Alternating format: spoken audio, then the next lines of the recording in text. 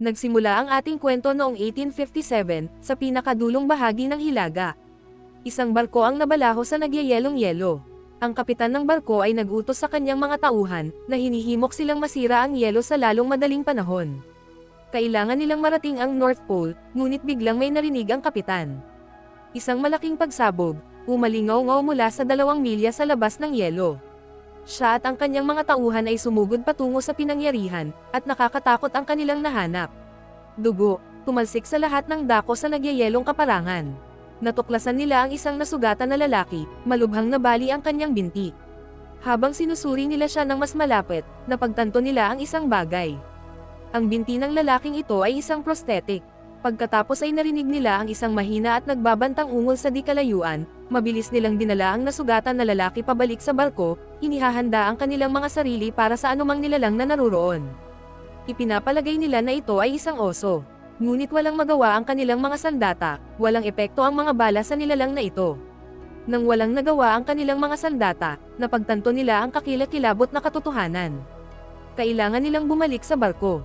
Sinimulan ng nilalang na walang awang patayin ng mga tripulante, umakyat ito sa mismong barko. Narito siya para sa taong nasugatan. Isang matapang na miyembro ng tripulante ang umatake gamit ang isang blunderbuss, na namahala upang tumilapon siya mula sa barko. Ngunit kahit na ito ay hindi sapat, buhay pa ang nilalang. Hinihila ng mga tauhan ng barko ang hagdan pataas, sinusubukang makatakas. Ngunit ang nilalang na ito ay sobrang malakas. Nagsimula itong ikiling ang buong barko, ngunit may isang shot na lang na natitira sa blunderbuss.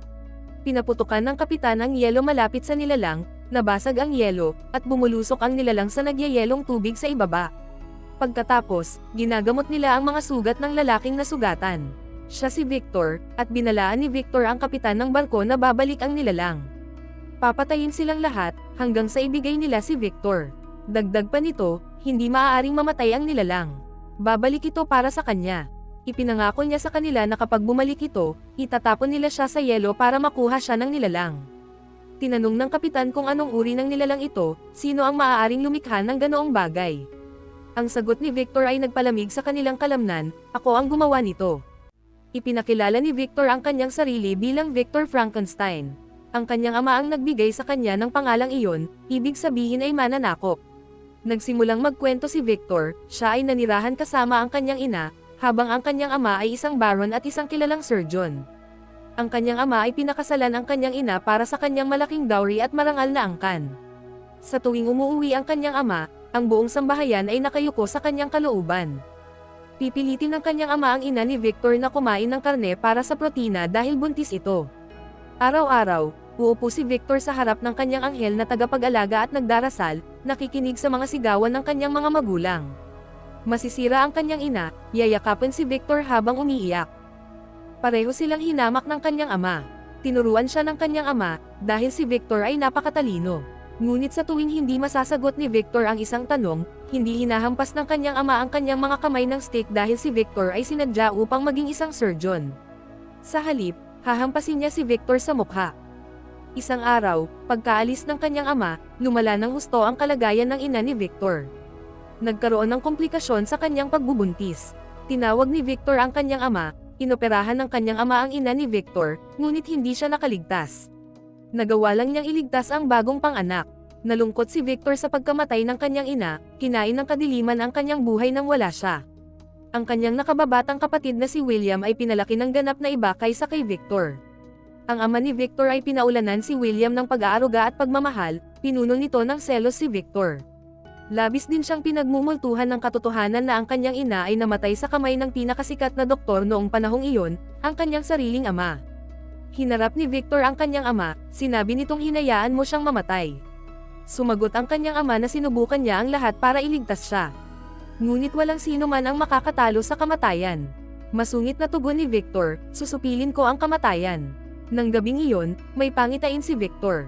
Isang maitim na anghel ang nagpakita sa kanya, nangako na si Victor ay magkakaroon ng utos sa mga puwersa ng buhay at kamatayan. Siya ay magiging surgeon katulad ng kanyang ama. Malalampasan at maaabot niya ang kanyang ambisyon. Bumalik sa kasalukuyan, ang nilalang ay bumagsak sa yelo. Ipinagpatuloy ni Victor ang kanyang kwento, 2 pag-aalsa at sunog sa taniman ng kanyang ina ang sumire sa yaman ng pamilya, namatay din ang kanyang ama. Pagkatapos nito, pumunta si William sa isang panig ng pamilya sa Vienna, habang si Victor ay pumunta sa Edinburgh. Doon, sa loob ng mga dekada, sinubukan niyang palawakin ang makitid na limitasyon ng akademya. Naghatid si Victor ng isang pagtatanghal sa Royal College of Medicine. Ipinahayag niya na ang pagsilang ay wala sa ating mga kamay, pag-aari iyon ng Diyos. Ngunit ang kamatayan ay isang bagay na maaari nating kontrolin, maaaring ituloy ng tao ang kalikasan sa kanyang mga pinagtataguan at ganap na ihinto ang kamatayan. Dinala ni Victor ang bangkay ng isang patay na tindera, ang kamay na nakakabit dito ay pagmamay-ari ng isang karpintero. Tuluyan ng pinagdikit ni Victor ang kamay at katawan. Sa sandaling inilapat niya ang baterya, ang buhay ay bumalik sa bangkay. Ipinaliwanag ni Victor na ang mga kumbulsyon na kanilang nasasaksihan ay hindi karaniwan.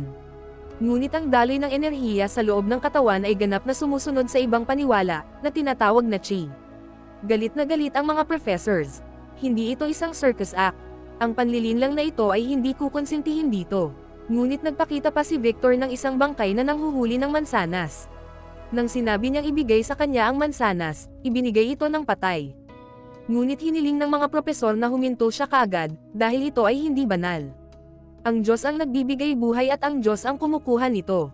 Ang isa sa nanonood ng lahat ng ito mula sa madla ay isang lalaking nagngangalang Henrik Harlanda. Inalis ni Victor ang karayom mula sa bangkay, at muli itong nawalan ng buhay. Pag-alis ni Victor, nilapitan siya ni Henrik, may dala siyang liham ng pagpapakilala na isinulat ng kapatid ni Victor na si William.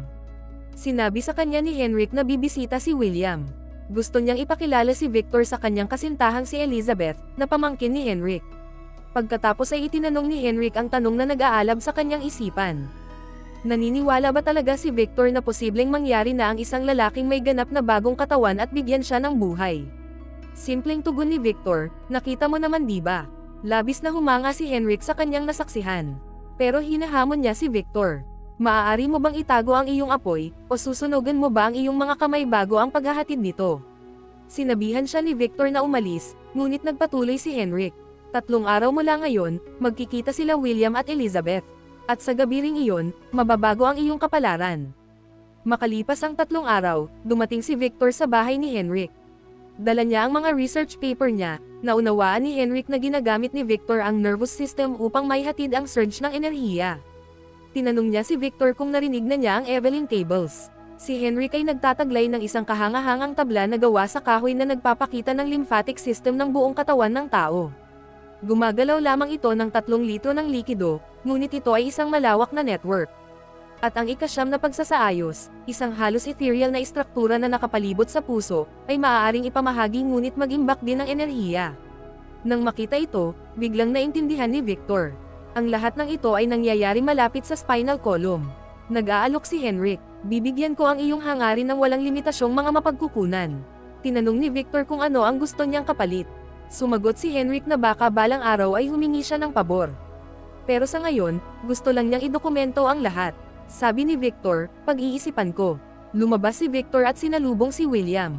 Ipinakilala siya ni William sa kanyang kasintahang si Elizabeth. Nang makita ni Victor si Elizabeth, natigilan siya. Nakahinga siya ng maluwag. Hinarap ni William si Victor. Maaari mong tahimik na ipagpatuloy ang iyong pananaliksik. Bakit kailangan mong maglabas ng labis na atensyon sa iyong sarili? Sumagot si Victor, katulad mo ang ating ama. Naniniwala siya na kung maaari niyang muling buuin ang buhay sa pamamagitan ng banal na pagkilos sa pamamagitan ng pisikal at kemikal na paraan, bakit siya mananatiling tahimik? Natatawa si Elizabeth dito. Hindi maaaring magkaiba ang mga pananaw ni na Victor at Elizabeth. Sa kasalukuyan, nagkakagulo sa labas ng barko. Nakatanggap ang kapitan ng barko ng balita na nakita ng isang bantay ang nilalang. Ngunit determinado ang kapitan na protektahan si Victor. Noong nakaraan, dumating sina Victor, Henrik, at William sa isang lumang tore. Dito isasagawa ni Victor ang kanyang pananaliksik sa hinaharap. Tutulungan siya ni William sa buong proyekto. Sinimulan ni Victor na ilista ang lahat ng kagamitan na kailangan niya. Natapos na ang deal niya kay Henrik. Pumili si Victor ng test subject mula sa mga kriminal na nakatakdang mabitay. Ngunit sa palengke, bumagsak ang mga mata niya kay Elizabeth. Si Elizabeth ay nagtungo sa isang simbahan upang gumawa ng isang pagtatapat. Sumunod sa kanya si Victor, curious kung ano ang kailangan niyang ipagtapat. Si Victor ang pumalit sa pari sa kumpisalan. Sinabi sa kanya ni Elizabeth na nagkasala siya. Masama ang iniisip niya tungkol sa kapatid ng nobyo niya. Tinanong ni Victor kung tungkol ba sa pagnanasa. Sinabi ni Elizabeth na hindi, kundi puot. Siya ay isang nakakatakot na tao. Sinusubukan niyang kontrolin at manipulahin ang lahat ng nasa paligid niya. Ang totoo, nakita ni Elizabeth si Victor sa palengke. Alam niyang siya ang nasa kabilang side ng confessional. Nang gabing yun, sabay-sabay silang nagdi-dinner. Hinulaan ni Victor na bumili siya ng mga romantic book sa palengke, ngunit talagang bumili siya ng mga libro tungkol sa mga insekto. Siya ay interesado sa kanilang agham. Nakita ito ni Victor na kaibig-ibig, nagsimula na silang sumayaw. Sa unang pagkakataon sa kanyang buhay, nakita ni Victor ang kanyang sarili na mas interesado sa buhay kaysa sa kamatayan. Sinimulan ni Victor na iwan si William mag-isa sa trabaho, na sinasabi sa kanya, "Ikaw lang ang pinagkakatiwalaan ko." Samantala, ginugugol niya ang kanyang oras kasama si Elizabeth. Sinusunod ni William ang bawat isa sa mga tagubilin ni Victor, inihahanda ang buong lab. Nahawakan niya ang lahat ng masalimuot na gawain. Sinimulan ni Victor ang kanyang mga eksperimento, ngunit isang araw, dumating si Henrik na may dalang nakakabagabag na balita. Ang mga digmaan ay nagiging mas madalas, at kasama nila, ang kanyang mga pondo ay natutuyo. Nauubos na ang pasensya ni Henrik. Sinabi niya kay Victor na isang labanan ang magaganap sa susunod na linggo, na ang ibig sabihin ay maraming bangkay ang madadaanan sa kanilang baybayin. May isang linggo lang si Victor para malaman kung paano ihahatid ang agos sa buong katawan. Ilang sandali pa, bumisita si Elizabeth. Nakikita niya ang kanyang pananaliksik. Binuksan ni Victor ang kanyang puso sa kanya. "Gusto kong manatili kang kasama ko palagi." Ngunit sumagot si Elizabeth, na naniniwalang hindi ito totoo. Pinili na niya ang kapatid ni Victor na si William. Ang pag-alis ni Elizabeth ay nagdulot ng pagkawasak ni Victor. Handa na siyang sumuko, ngunit pagkatapos ay isang ideya ang pumasok sa kanya. Gamit ito, binubuhay niya ang bangkay ng kanyang test subject sa agos. Nahanap na ni Victor ang huling susi na kailangan niya. Pumunta siya sa larangan ng digmaan upang maghanap ng angkop na paksa sa mga patay na sundalo. Kailangan niya ng matataas na specimen. Ang sukat ay gagawing mas madali ang trabaho. Pinutol niya ang mga bahagi mula sa maraming iba't ibang mga katawan, pinagsama-sama ang mga ito sa isang katawan. Kinukuha ni Henrik ang lahat, ikinonekta ni Victor ang baterya sa katawan, inihahanda ito. Ngunit may paparating na bagyo sa labas. Magagawa niyang i-charge ang kanyang baterya dito. Pumunta si Victor upang sabihin kay Henrik, ngunit humingi sa kanya ng gamot si Henrik. May sakit siya, at nakikita ni Victor ang kanyang tunay na kalagayan. Napagtanto niyang may syphilis si Henrik ay mamamatay. At kapalit ng lahat ng pondong ibinigay niya, gusto niya ang perpektong katawan na iyon para sa kanyang sarili. Nang marinig ito ni Victor, tumanggi siya at sinabing hindi pa. Si Victor ay umakyat sa itaas upang maglagay ng mga pilak na barrel sa tuktok ng tore upang mahuli ang kidlat. Sinusubukan siya ni Henrik na kumbinsihin, sinabing ibibigay ko ang gusto mo, kahit si Elizabeth. Ngunit sinabi sa kanya ni Victor, ang iyong sakit ay kumalat na sa iyong katawan. Ang iyong katawan ay nabubulok na mula sa loob, malinaw na sagot ni Victor. Kinuha ni Henrik ang isa sa mga kagamitan ni Victor at sinimulang i-blackmail siya. Nagpupumiglas sila sa kaguluhan, aksidenteng nahulog si Henrik mula sa tore. Bumaba si Victor sa kanya, pero patay na siya. Mabilis na binuksan ni Victor ang lahat ng kanyang makina. Sa sandaling bumukas ang mga makina, ang barrel sa ibabaw ng tore ay umabot pababa sa bangkay. Nang tumama ang kidlat, bumulusok ang kuryente sa baterya. Ang kapangyarihan ay dumadaloy sa katawan, pero hindi pa rin tumitibok ang puso. Iniisip ni Victor na siya ay nabigo. Sinimulan niyang isumpa ang kanyang anghel na tagapag-alaga para sa pagsisinungaling sa kanya. Ngunit sa gabing iyon, mayroon siyang isa pang pangitain sa parehong anghel na iyon. Nang imulat ni Victor ang kanyang mga mata, ang nilalang ay nakatayo sa kanyang harapan at buhay. Hindi makapaniwala si Victor sa kanyang nakita. Nakikipag-usap siya dito sa pamamagitan ng mga kilos, na sinasabi dito ang tungkol sa sikat ng araw. Tinanggal ni Victor ang mga benda, sinabi niya sa nilalang ang kanyang pangalan. Victor. Inulit ng nilalang ang kanyang pangalan, at tumibok ang puso nito. Samantala, tinanong ni Elizabeth si William tungkol sa kanyang tiyuhin. Sinabi niya na dapat nilang puntahan siya.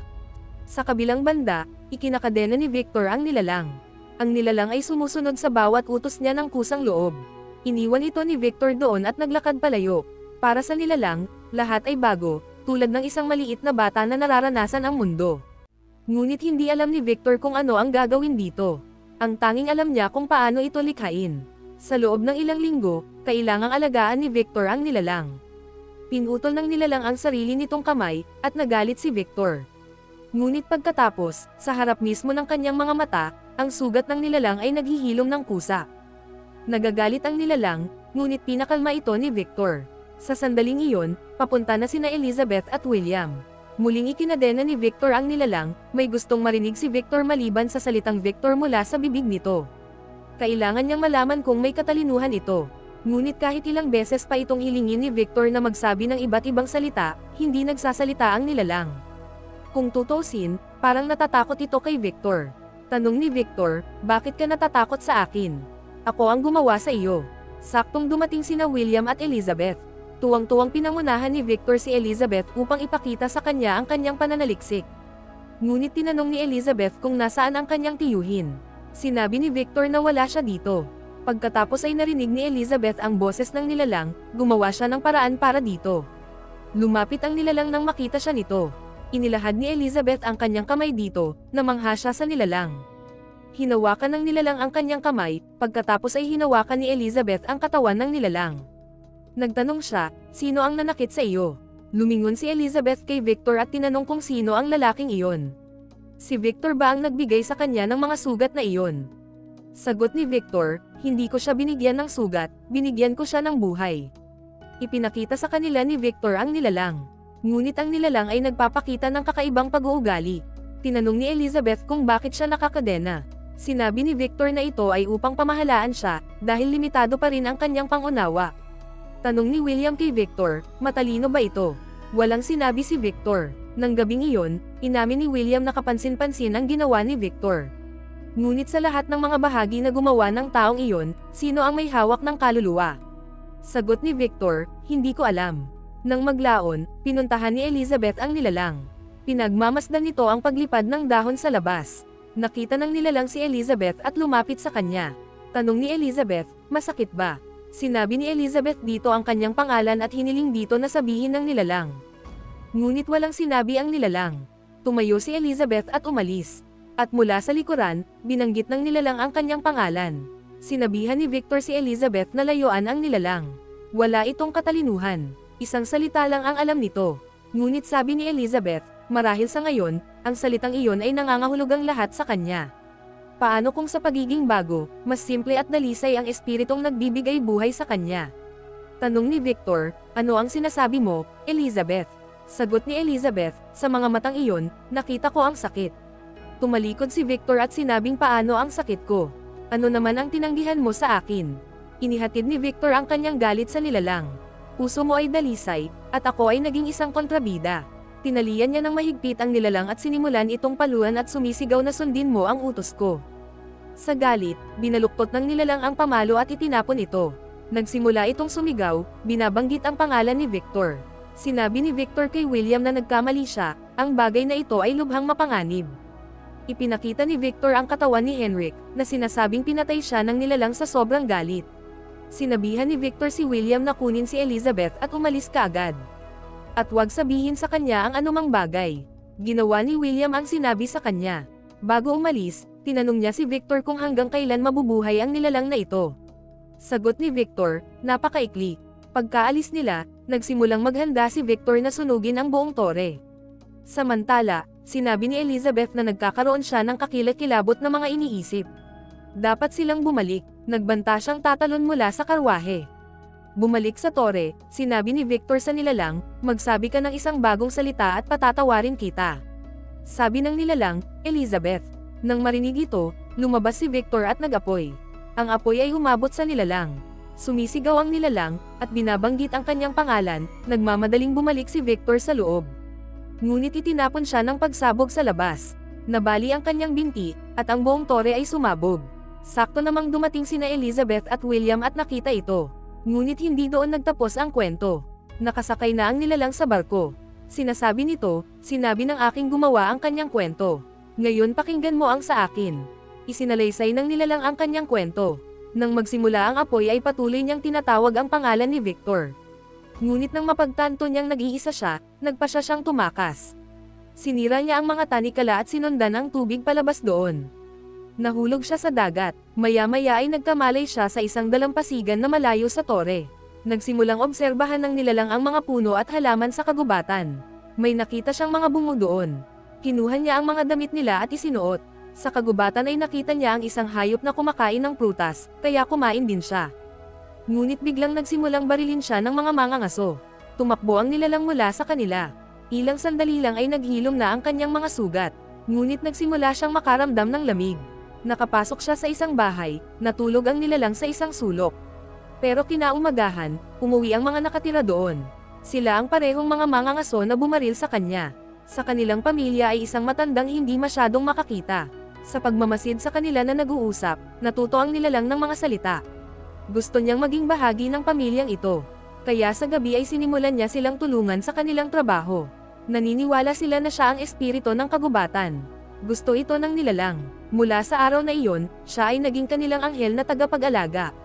At kung minsan, sila rin ay nagpaabot ng kaunting kabaitan sa kanya, masaya ang nilalang. Ngunit isang araw, sinalakay at pinatay ng mga lobo ang ilang tupa.